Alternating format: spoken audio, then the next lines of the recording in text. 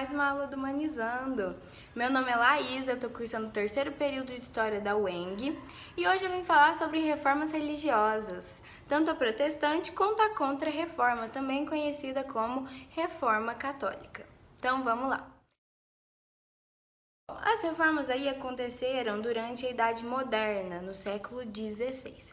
E o que as reformas protestantes significaram? Significaram aí o fim da união da Igreja Católica e o surgimento de novas religiões cristãs ao longo de toda a Europa Ocidental. E quais foram alguns fatores contribuintes para que essa reforma acontecesse? Bom, um desses fatores foi o absolutismo, que estava em vigor naquela época e se contrapunha ao poder universal da igreja, o que fez com que houvesse aí um embate de interesses, entre rei e igreja. Outra coisa foi a indisposição da nobreza e da burguesia com a igreja. Isso porque a nobreza estava interessada nas posses e riquezas da igreja.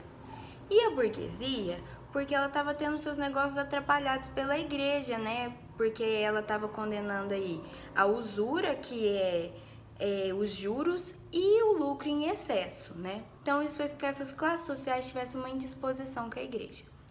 Outro fator foi os pensamentos renascentistas, que fizeram aí o ser humano ter uma nova concepção religiosa e também pôr à prova a crença exclusiva na autoridade da igreja, Outra coisa também foi a imprensa, que ajudou aí as ideias reformistas a serem divulgadas. Mas quais foram assim as causas da reforma que levaram algumas pessoas a se revoltar e fazer uma reforma? Foram as próprias ações da Igreja Católica. Ações essas como a simonia, que é a comercialização da fé, a venda de objetos sagrados e de cargos eclesiásticos, o desrespeito ao celibato, que acontecia bastante naquela época, e também um dos maiores problemas foram as vendas de indulgências. Que é isso? É a venda do perdão dos pecados. E esse foi um dos maiores problemas aí. Bom, agora nós vamos falar sobre a nossa primeira reforma protestante, a Reforma Luterana. Ela aconteceu em 1517, no Sacro Império Germânico, hoje aí a atual Alemanha. E ela foi feita por Martinho Lutero, um monge agostiniano, e também professor de universidade. E ele só concretizou essa reforma com o apoio da nobreza alemã. Mas qual que foi assim a eclosão da reforma, o ápice, Foi quando o Papa Leão X, ele intensificou as vendas de indulgências para poder pagar a construção da Basílica de São Pedro em Roma. Aí o Lutero ficou revoltado, falou não, e pregou suas 95 teses na igreja de Wittenberg.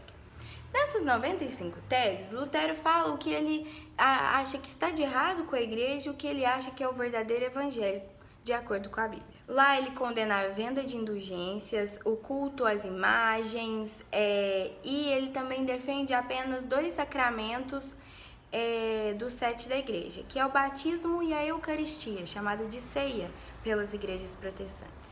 E ele também defende o fim do celibato clerical. E lá também ele escreve suas 5 solas, que são muito importantes aí para a doutrina luterana e também são a base de muitas igrejas protestantes até hoje. Essas 5 solas são sola escritura, somente a escritura, a Bíblia é a verdade. E ele defendia então a tradução da Bíblia e a livre interpretação dos fiéis da Bíblia.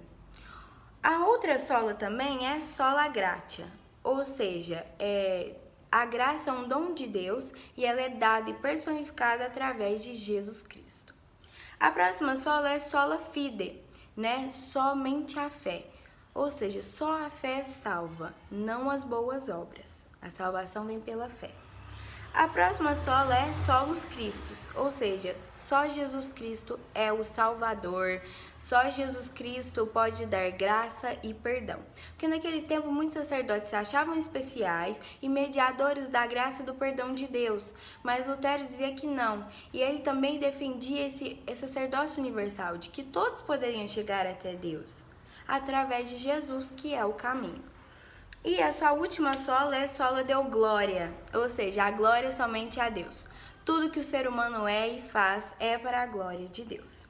Bom, isso, como vocês podem imaginar, causou muita revolta na Igreja Católica, né? Que disse que Lutero devia voltar atrás no que ele tinha escrito, senão ele ia ser excomungado. Mas Lutero continuou firme e falou que não, que era o que ele acreditava e que não ia voltar atrás. Então, em 1521, Lutero foi excomungado da Igreja Católica. Mas ele recebeu o refúgio da nobreza alemã, né, que queria aí diminuir o poder da Igreja Católica, então ajudou Lutero. Nesse refúgio, Lutero ele traduziu a Bíblia do latim para o alemão.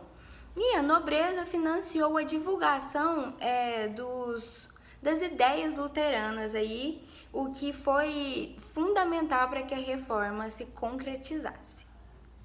Agora nós vamos para o calvinismo, né? Feito aí por João Calvino. O João Calvino era um francês que ele era adepto às ideias de Lutero. Só que ele propunha um novo ponto, que era a predestinação. O que é a predestinação? A predestinação é que você já nasce destinado ou para ir para o céu ou para ir para o inferno. E qual que é o sinal dessa graça, que você tem a graça? É o acúmulo de riquezas através do trabalho. E essa lógica capitalista atraiu aí o apoio da burguesia. E também Weber diz que o calvinismo ajudou a implantar o capitalismo naquela época, tá? E agora nós vamos para a Reforma Anglicana. A Reforma Anglicana aconteceu na Inglaterra com o rei Henrique VIII. Ele se casou aí com Catarina de Aragão e ele queria ter um filho homem, um herdeiro. Mas ele não conseguia de jeito nenhum ter um filho homem. E o que ele pensou? É culpa da minha mulher. Então ele quis o divórcio. Só que, de acordo com a Igreja Católica, o divórcio é pecado. Então ele não conseguiu se divorciar. Aí ele falou assim, já que eu não vou ter o divórcio, eu vou romper com a Igreja Católica e fazer a minha própria igreja, chamada Igreja Anglicana, que é uma fusão do catolicismo com o calvinismo, né? Do formalismo do catolicismo e dos dogmas do calvinismo. E essa aí foi a Reforma Anglicana. Bom, agora eu vou falar um pouco sobre a Contra-Reforma e a Reforma Católica, que é a resposta da Igreja Católica a isso tudo, né? Aos movimentos reformistas e tudo mais. Bom, para isso ela convocou o Concílio de Trento, que foi de 1545 a 1563, sendo aí o maior concílio de toda a Igreja Católica. Nesse concílio, ela proibiu, né, a venda de indulgências e reafirmou que o divórcio era pecado e que o celibato deveria ser cumprido. Outra coisa que ela fez foi reconhecer as companhias de Jesus, que foram aí muito ativas na catequização dos nativos americanos. Ela também reorganizou a Inquisição para caçar e punir hereges, né?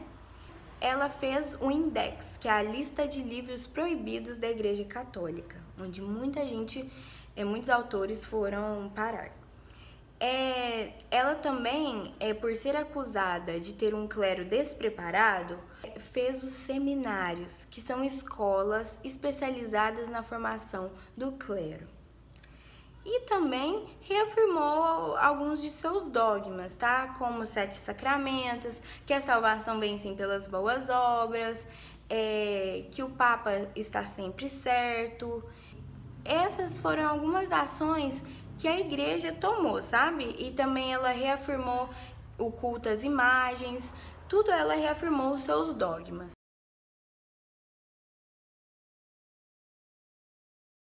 E essas foram algumas ações que a igreja aí tomou mediante a essas ações reformistas, tá? Eu espero que vocês tenham entendido um pouco das reformas religiosas, que tenha ficado claro, e até a próxima!